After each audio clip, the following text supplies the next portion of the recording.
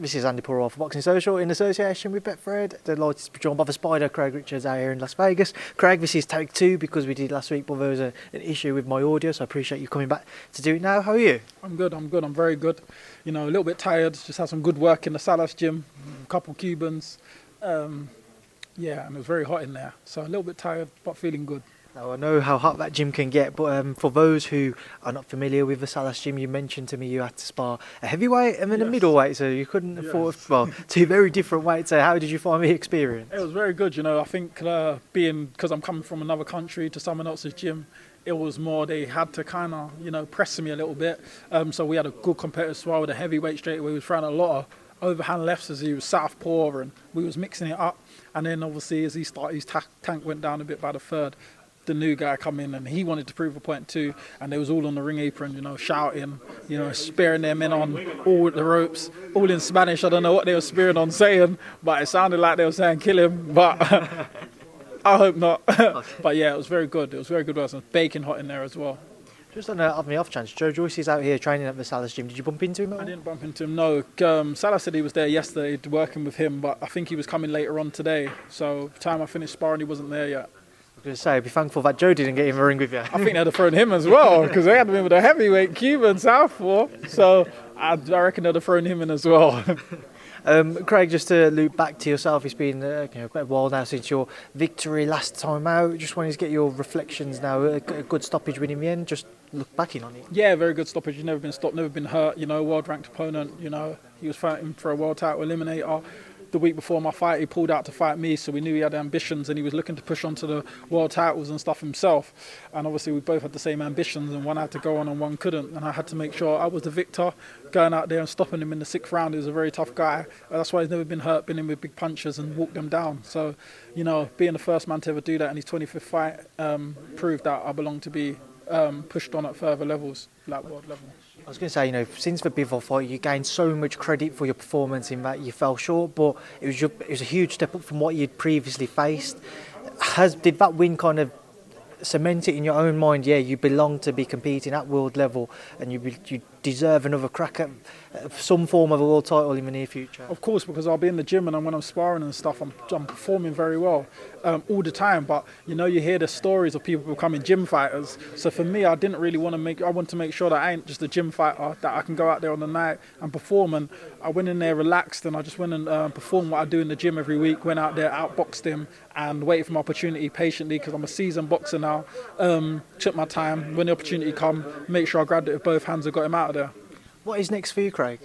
Hopefully anything pushed on, world level, big fight. It's going to be a big fight next. A few names in the hat, nothing concrete, nothing cemented yet, but it will definitely be a big fight next. So that's why even on my time off now, I'm still learning, picking up things while I'm in America, because you don't get this experience is valuable. So I'm doing that, and then I'll go back to the gym. When I get back, me and Pete will work for a bit, then over Christmas, just tick over, then start camp properly. One name which has been linked to you, and we've spoken previously, and we'll come on to it, how you wasn't ever, for whatever reason, spoken about in that domestic division with all the Yards, your Arthurs, Buatsis, Cam Johnsons, what have you, everybody. It's only recently your name started to get mentioned. Was it frustrating, or how frustrating was it up until this recent times when people have started to put you in that bracket, but even though you are looking beyond domestic scene? The reason I'll say it was frustrating, because I love everyone to be winning. I love everyone to, excel in their own journeys. But what it was that I was taking the hardest fights and then getting the least credit, where other people wasn't taking such hard fights. So it was kind of like, what is the point of giving these fans these 50-50 fights domestically, going out winning and beating good names, if the guys who are not doing that are getting more credit? It was like, does this even make sense? But it wasn't nothing personal to the rest of the whole division. Now everyone's mixing it up, everyone's really progressing, and I just feel like, but now obviously, as I always say, my CV is pretty solid, and it put me in good stead to the level I'm at now, because if you look at like my first title fight performance to my performance against Dimitri Bivol, I'm 20 times better fighter. So it shows the progression in my journey. So it was a blessing in disguise that I had a lot of hard fights early, because now it's made me the seasoned fighter I am today. One name in particular from that domestic division which has been mentioned for yourself, though, is Joshua Buatsi. We saw him have to pull out of his bout with Maxim Vlasov. Going into next year, would you be interested in the Buatsi fight? You know, you'd be by far his toughest test in his career so far, and both you are looking towards that world scene now. So would that be a fight you'd be interested in? I feel like the fight with him, it just has to make sense. At the moment, we both haven't got anything we could give each other. Like, I think he had a WBA Intercontinental, I won the Continental, I've won the International. So we both won the British. So, you know, we kind of won similar achievements. Obviously, I can see it's kind of a fight was kind of being pushed towards each other.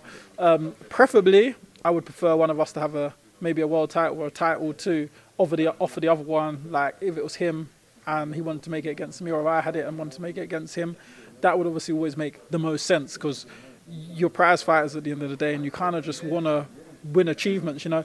It's not for me about just fighting for bragging rights, you know. It's like I've kind of done that. Like when I boxed Jake Paul, I was the underdog, he called me out. It was all about just bragging rights. Although there was a title on the line, it was more about bragging rights.